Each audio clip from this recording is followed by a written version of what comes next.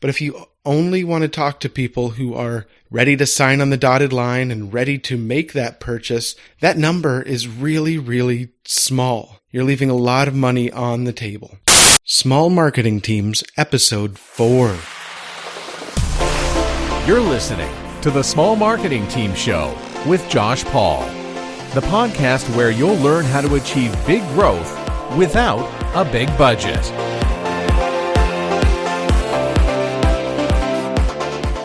Welcome, ladies and gentlemen. Thank you for tuning in to Session 4 of the Small Marketing Teams Show, the podcast that marketers, salespeople, and business owners rely on each week to learn how to do more with less. I will teach you how you can grow your company without the big budgets that we associate with marketing today. Whether you are the only marketer in your company, and you're also the salesperson and the CEO and the person who does payroll, or you have a marketing team big enough to break a hammock, you are in the right place. I'm your host, Josh Paul. Let's get started.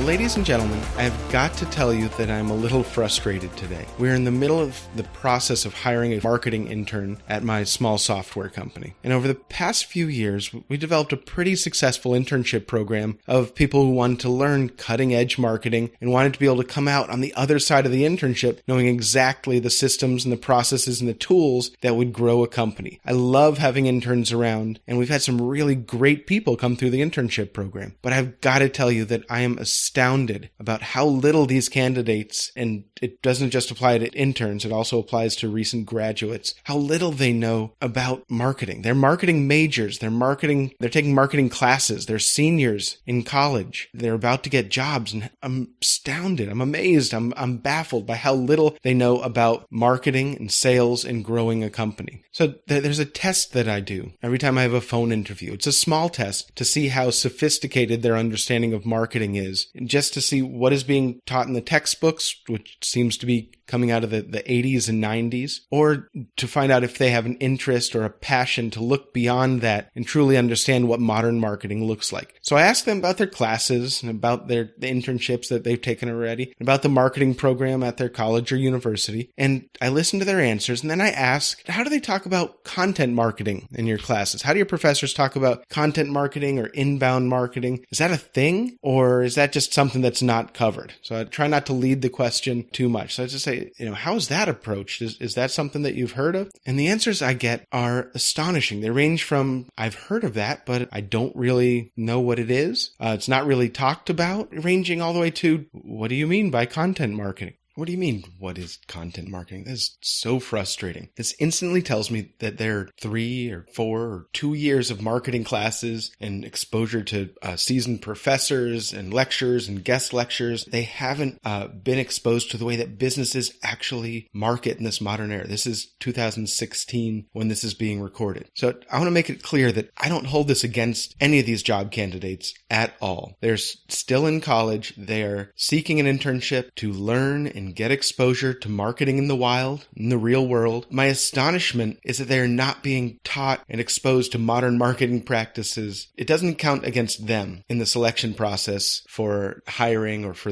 our internship program. But it does bother me, and I place full blame on their schools, whether it's Arizona State University, one of the biggest schools in the country right down the street, or any other college in this country, in the United States, or around the world. We live and breathe this way of growing businesses.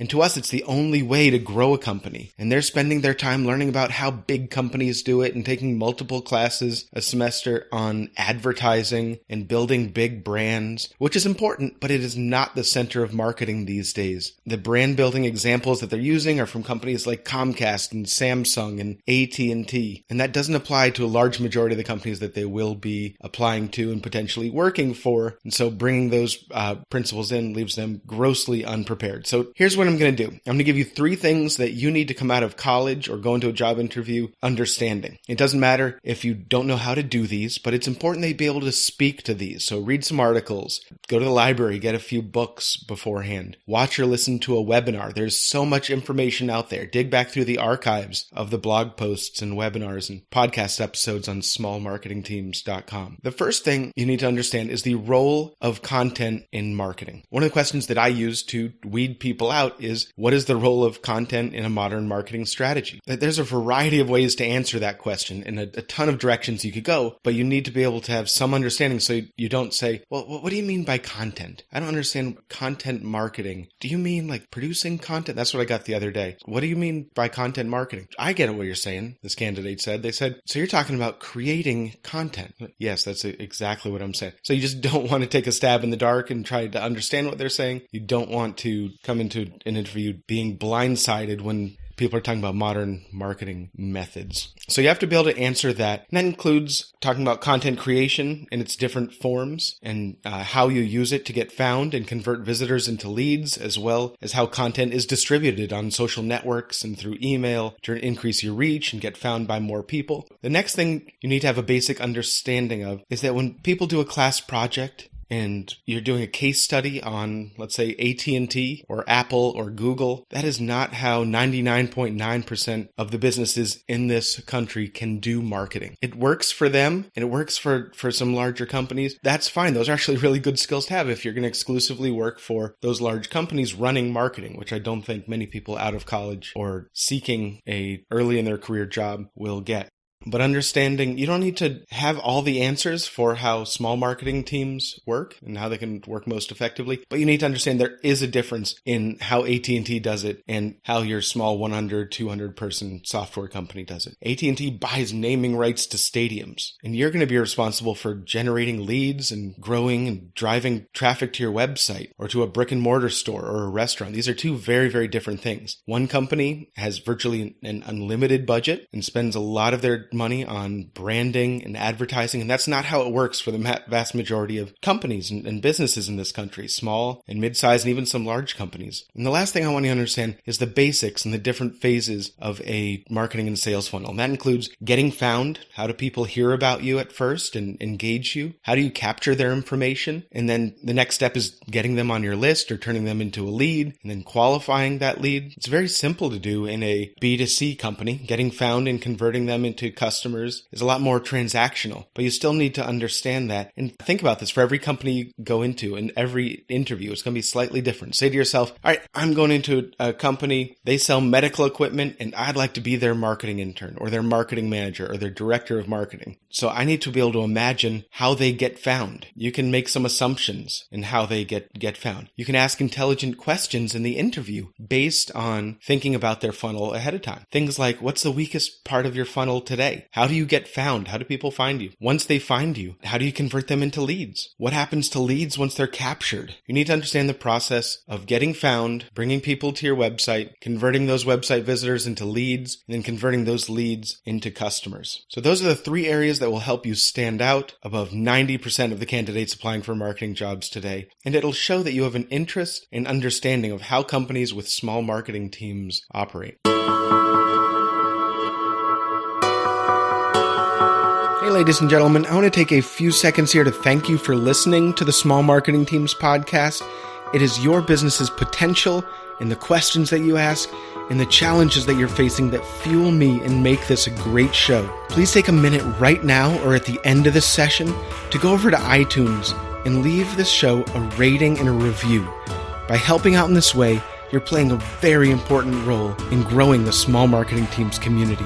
You can go straight to the place where you can leave a review by visiting smallmarketingteams.com/iTunes. Thanks so much for your support.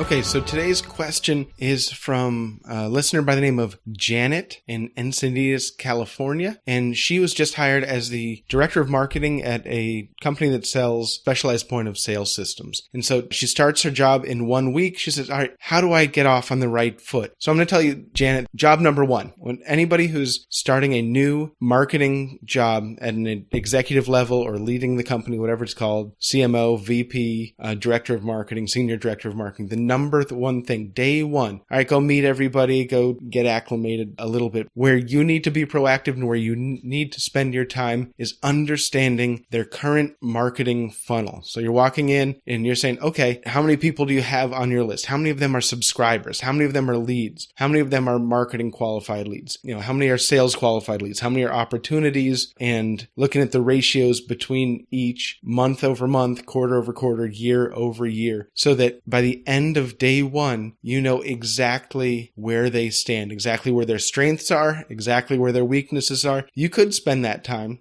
going around and talking to everybody in the company, which is something that you definitely should do, but just not on day one, because when you go to talk to people, you want your conversation to be influenced by the actual numbers, the actual results. So I'm going to recap. Where do you go from here? How do you get started on the right foot? Map out their funnel: subscribers, leads, marketing qualified leads, sales qualified leads, opportunities, and customers, and start plugging the numbers in that way so that because oftentimes they don't have this in place today. And so you'll actually show a lot of value to you coming on board. By putting this framework in place, it'll give you a really good roadmap to where you're going to spend your first 30, 60, and 90 days. Thanks, Janet.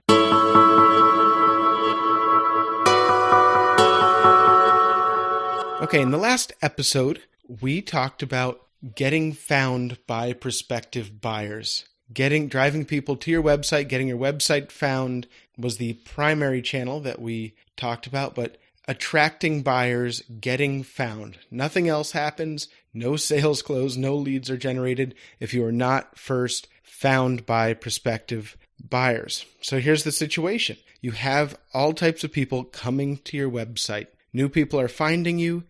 You're building an existing visitor base or reader base because you're publishing such great material, and the value that you're pumping out on your website is so high that people are coming back to your website repeatedly. Now that alone, having traffic to your website and getting found and people visiting your website, if you stop right there, if you say, all right, I'm now business blogging, and you'll see this a lot in studies and blog posts that you need to be blogging, and people kind of roll their eyes at that these days because blogging alone and getting people to your website alone is not going to grow your business. That will not bring you leads and customers. Sure, some of the people who find your website or visit your website will be ready to make a purchase, but if you only want to talk to people who are ready to sign on the dotted line and ready to make that purchase, that number is really, really small. You're leaving a lot of money on the table. As I've mentioned before, the number of people researching online, these are people who are still trying to understand and educate themselves on the problem that they're trying to solve and potential options for solving it, but they're not ready to get your sales pitch. That group of people who are researching is a much larger pool of people. If you can start building relationships with those people, your sales pipeline suddenly balloons from where you are today. If you apply some of the strategies that I discussed last week for getting found and attracting people to your website and your messages and your products, and you only have a contact sales call to action or request a demo or just product information on your website, then building that relationship with people who are not ready to talk to a salesperson is very difficult. Even if you're active on social networks like Twitter, LinkedIn, and Facebook, you are still not able to connect with people that are finding you through your helpful content, educational content on your website.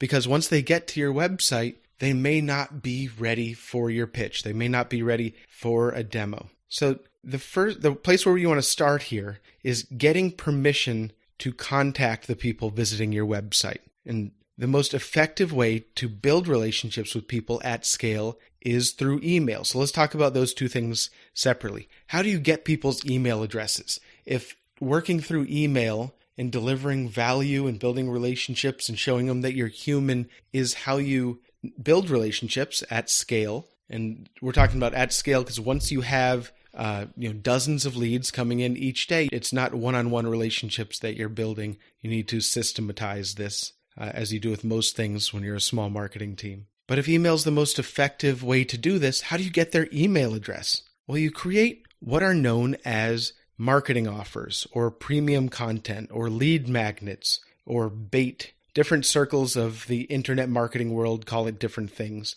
And they're talking about content and tools and other digital assets that you offer visitors to your website in exchange for a little bit of information about that person. We've all been on websites or blogs and wanted to learn more or to get additional information. And what do we see? We need to fill out a form in order to access that additional resource. Let's talk about these forms for a second. At a minimum, you're asking for their email address. Once you've built some trust and authority with your audience, or your content offering is perceived as really valuable, you can ask for more information, like company name, phone number. We even ask organization type because we serve different markets and we need to know if they're a fit for us based on organization type. And we couple that with a field for number of employees because that's one of the qualification criteria. That's how we judge the size of your organization, is a number of employees field. We even go as far as to ask, would you like to be contacted by a salesperson? It's a checkbox on the forms that people need to fill out. And what that does is it's kind of like chutes and ladders, where somebody checks that box and they go straight to the front of the line and get to schedule a call with a specialist or with a sales representative. They don't need to be nurtured through our marketing automation any longer. They get straight to the one-on-one relationship building with a sales rep because they asked for that. So there are people who are downloading top of the funnel content, educational content, who also want to skip straight to talking to somebody from the company. So quick tip, expert tip, look at your forms on your landing pages and think about adding that checkbox form there. One thing to keep in mind is the more that you ask, the fewer conversions you'll have. Longer forms result in fewer people filling them out. So you're going to have to find a balance on your landing pages. And you guys know landing pages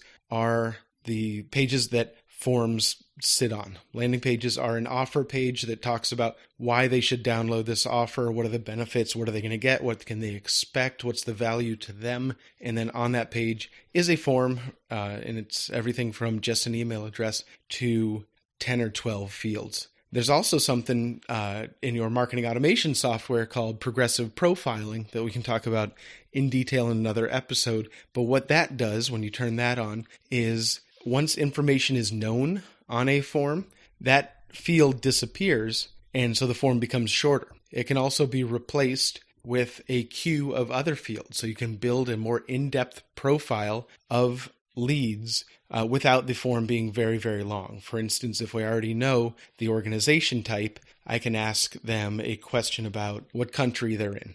And that's not a field that I would have on the original form, but it adds value to what I want to know about my leads. And it only shows up once information is filled out in some of the other original fields. All right, so let's get back to talking about marketing offers or lead magnets or this bait that you're going to put out there for people to find and be driven towards once they land on your website. And then when they want to learn more, this is what's going to capture the lead. So the offers that you're going to hide behind these forms, behind these landing pages, we're talking about checklists and cheat sheets and ebooks and guides and reports, executive summaries. Now, these things are actually quite similar when you talk about ebooks, guides, reports, and executive summaries. A lot of times it's the same format. You're just calling it something different. Ebooks have become somewhat commonplace, and so they don't have as much weight to them. They're not seen as valuable in most markets because everybody has an ebook. Everybody's put out an ebook. They're very easy to produce. So think about calling your ebook a report or an executive summary because that still has some traction, has some allure to it. Moving on, your offer could be a webinar, either a live webinar or a recorded webinar. It could be a video series that you've produced. We recently produced a 3-video series. It was essentially 3 separate blog posts that we just recorded and put slides to. And there's our video series. That was the top of the funnel offer, and it's doing very, very well. Online classes, a resource guide, a 1-page resource guide, very easy to produce, a buyer's guide, and templates and tools. These are all things that people want access to. Once they find you, once they learn a little bit about what is possible, you don't want to give away the farm without putting it behind a landing page.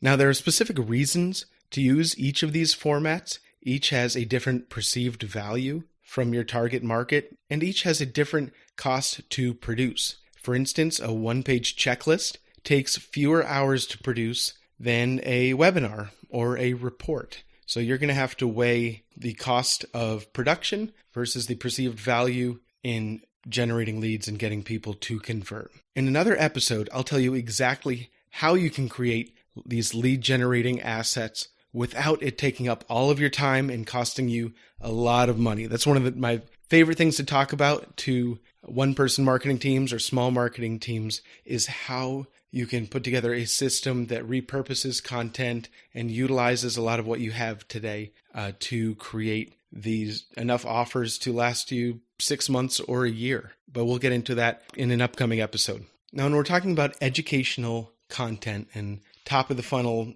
content, this isn't request a demo, talk to a salesperson. This isn't take a product tour or get pricing. Top of the funnel is educating people on a better way to do things, or educating people on trends in their industry. It could be very, very high level and unrelated directly to your product. So we employ two strategies. The first is list building, and the second one is lead generation. The distinction between the two is the offer itself, the resource, what it takes to get that offer or that bait, and how the lead is treated after they convert, if you have a sales team or if they're pushed directly to an online purchase process. For list building offers, typically these are not related at all. It may be industry trends. It may be 7 habits of highly successful people in your industry, something that doesn't drive them to think about your product at all, but it's something of high interest.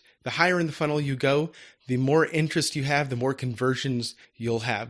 But the thing is, these conversions, let's say it is 2017 trends in your industry, and some of it may be related to your company and to your product, but some of it may not be. So let's say you put together that report, you're going to get a lot of interest and a lot of conversions, but those people, most of those people are not in a buying cycle right now. So what you're doing is adding them to your list, and you'll ask for email address or maybe name and email address, and that is it. That's a list building strategy. You promote that offer, you get in front of as many people as possible, they convert on it, and then what you have is a new name on your list who has a general interest in the topics that you talk about. And why is that important? Because then you can start to use email to build relationships with them. Email plus content plus videos plus the occasional personal outreach, events, webinars, to bring them down the funnel, continue to educate them, continue to prove that you're an expert and you are there to help and you can solve their problems, but you can't do any of that until they're on your list. So we're big fans of list building strategies, because if you create a new offer and you just send it to your existing list and that list is not growing, you're not going to see big growth. You need that list building layer at the very top to continue to add 50 or 100 or 500 people a month to your list in your industry. The second strategy is lead generation, and that is a top of the funnel strategy where we are asking for more information. Oftentimes the offers, the ebooks, the guides, the webinars are a little bit more directly related. They're still educational, but they're more directly related to the industry or the solution that you're providing. An example of that is if you're selling financial services to consumers, it could be your offer could be how to create a bulletproof retirement plan during uncertain times. So somewhat related, but not directly discussing your specific offering. And with lead generation offers, we are asking for more information. It's not just name and email address. A lot of times, or once they convert on list building offer, the emails will drive people towards a top of the funnel lead generation offer where they have to give you a little bit more information about them to get a more pointed educational piece of content. Now, let's talk about getting those website visitors to the landing pages where they can convert on your list building and top of the funnel offers. Let's talk about placement of calls to action. Now, what you know about your website, it's very, very rare that your home page is not the most trafficked page on your website. So it's very tempting to just load it up with calls to action. And so I don't think it's a really good idea to do that. And I avoid doing that. I also avoid putting top of the funnel calls to action on your product pages. And here is the reason why. When people have found your homepage and they're reading your product information and learning about your company, or if they're on your product pages and they're learning about your product offering and your services and your specs and how you do business, they are past the top of the funnel research phase. If they're already interested in your product, you don't need to distract them with a checklist for how to rock 2017. You want to offer them middle of the funnel and bottom of the funnel offers like pricing or a tour or a consultation or a demo, because that is the logical next step if they're learning about your product or service already. So your homepage and your product pages, don't clutter them up with your new ebook or your new webinar because you're excited about it. You want to save those for as the next step in educational content that is outside of a landing page today. For instance, your blog. Every blog post should have 1, 2, 3, 4 calls to action in it. We always put a call to action at the bottom of the website. Calls to action are graphical cues. A lot of times they're buttons or they look like ads, but they're very simple, very high contrast. They stand out on a white page. They get people's attention and say, hey, let's take this to the next level. If you want to learn more, download the full ebook. If you want to learn more, download our executive report. And so we'll do a text-based call to action in the middle of a post. We'll do a graphical call to action at the bottom of the post. Your blog sidebar should have a call to action in it. And I also believe in putting a call to action in the blog header. So you have at least 4 on every page. In videos, when someone gets to the end of a video, you should have a bumper on the end that drives them to a call to action. Or a lot of video hosting platforms have lead generation forms built into them where people can get content offers once they watch your short 1-minute video, your quick tips, or your FAQ video. Emails are a great place to place calls to action to offers. If you have a blog notification email that goes out every time a new blog post is published, that's an excellent place to include that new report that you produced. Include a graphical call to action to that report so that everybody who gets that email, you'll get a percentage of them that convert on that offer. It's a great way to turn subscribers or people who are just converted on a list building offer into actual qualified leads. And lastly, I want to talk about offers within an offer. And what that means is if you have a PDF, if you have a report or an ebook that you put together, make page 2 or 3 of that ebook an advertisement for your company with a call to action to a offer down the funnel. For instance, on most of our ebooks, we have the cover page, then we have the table of contents, and the third page is usually, hey, here's what our software platform does, and here's a button that will take you to the tour. Take a tour now. And so as people are converting on that report or that ebook or that guide or that checklist, they are already interested. They've already demonstrated that they're interested. And if they find value in what you're looking at, we'll put an advertising page like that, a call to action page, as the third page, and we'll also do it at the very end. So once they see what a trusted advisor you are, they are more likely to take the next step if it is right in front of them. When they get to that ebook, when they get to that last page, they can click that button. It'll take them right to the product tour because that's the next logical step for them to learn about your solution and if it's a fit for them. While we're on the topic of the next logical step, I think it's important to point out that you don't want to mix your top of the funnel, middle of the funnel, and bottom of the funnel offers with content that doesn't match that's driving people to your website. For instance, If you have a blog, great, a lot of readers, increasing number of readers. People are finding you through the blog content that you're putting out there and sharing on, and people are finding you through search engines. The call to action on your blog shouldn't be talk to a sales representative or schedule a call. The call to action on these educational articles should be an educational ebook. It's the next logical step for them to take. It's the least friction. They don't have to think, I don't want a sales pitch. They don't have to think, am I ready to talk to sales? Do I feel qualified? Am I going to embarrass myself?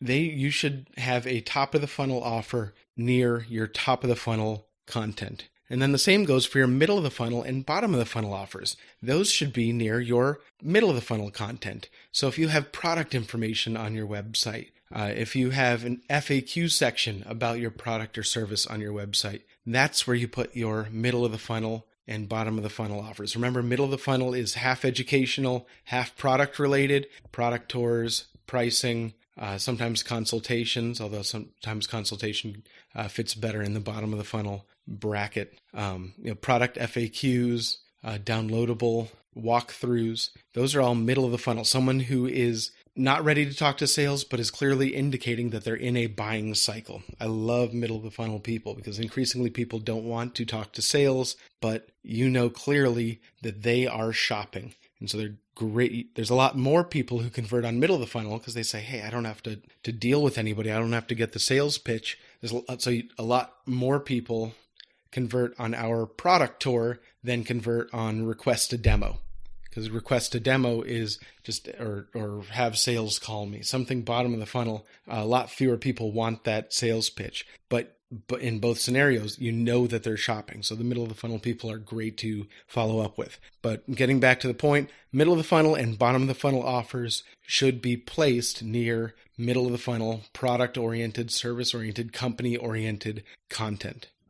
So the last thing I want to cover today are the basic components to getting started, the basic components of turning website visitors into leads.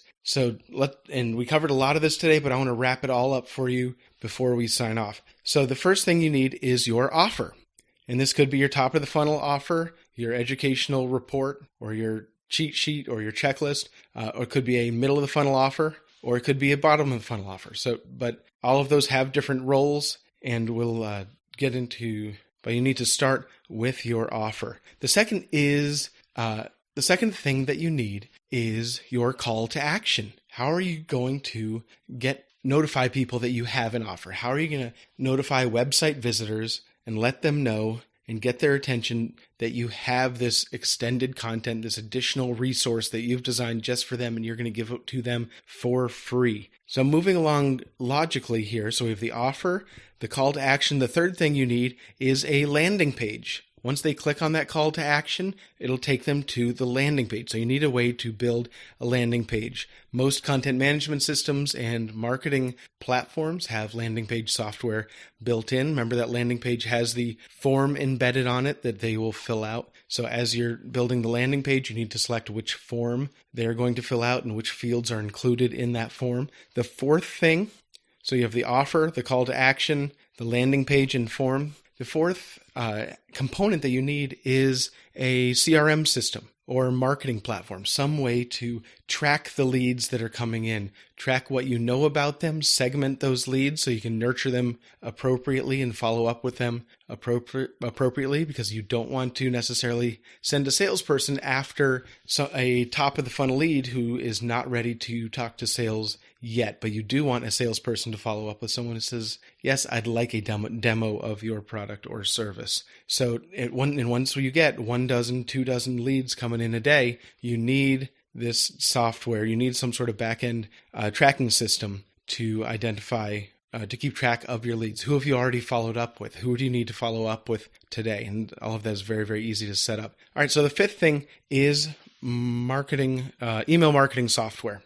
And we talked about the importance of email in bringing those top of the funnel and list building leads down the funnel when they're not ready to talk to a salesperson. So setting up your marketing software so that it builds relationships with people, your email marketing software, so that it builds relationships with people, introduces you to them, shows that you're human, and then slowly introduces your story and your solution, and brings them to the next step in the funnel is really, really important. So if you're missing one of these 5 components, the offer, the call to action, the landing page, the tracking system like a CRM or marketing platform, and then email marketing software, you're going to have a big hole in your ability to turn website visitors into leads. In an upcoming episode, I will teach you how you can map your content so that your offers target your personas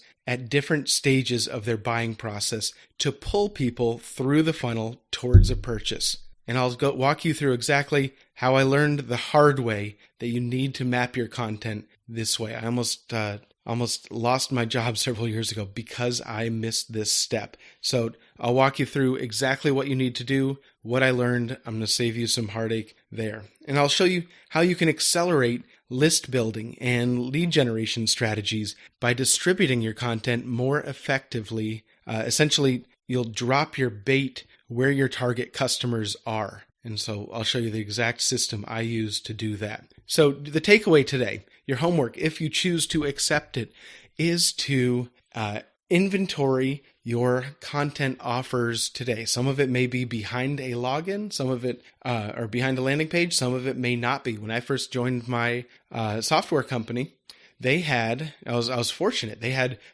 10 PDF offers, 10 reports and ebooks and guides that they had created that they were just linking from their website. But people could just click on the PDF link, open it up, take it away. So the first thing I did, day 2 of working here, this is 5 or 6 or 7 years ago, day 2 was set up landing pages and put those PDFs behind landing pages. So you may have things that you're linking to, executive guides and reports and ebooks on your website today that's a really quick win. Let's get those behind a landing page. But the first thing you need to do is inventory what you have today. That's the quickest way to start, is see what you already have. And it may not be just marketing materials. There may be things that you send to customers after they become customers. Those are great marketing offers as well. So that look throughout your organization, make an inventory of all of the things. You may have training videos that would be great, or product videos that would be great offers if you put them behind a landing page. But step 1, we'll get to those other parts later and how exactly to do that and do that right. But step 1 is to inventory what you have today.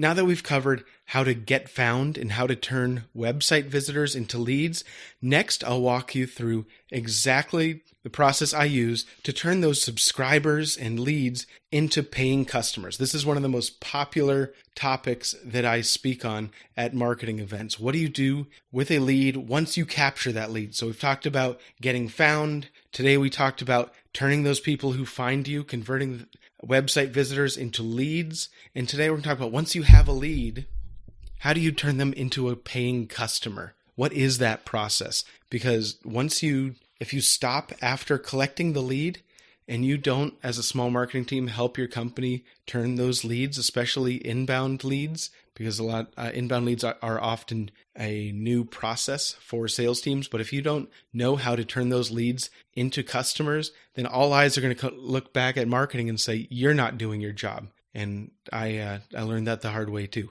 So we talked about turning website visitors into leads. Next time, we're going to talk about turning leads into customers. Well, ladies and gentlemen, this has been a lot of fun talking about how to turn your website visitors into qualified leads. But there's so much more that I want to share with you about today's topic. And I will, as this podcast continues, stick with me. But to help you put this advice into action, I have a gift for you. On the show notes page for today's episode, you can get a free 5-step checklist of the 5 components you need, the basic components. There's a lot more that you could put in place, but these are the 5 essentials you need to turn website visitors into leads. You can get this free gift at smallmarketingteams.com/4. That's smallmarketingteams.com/4 for episode 4.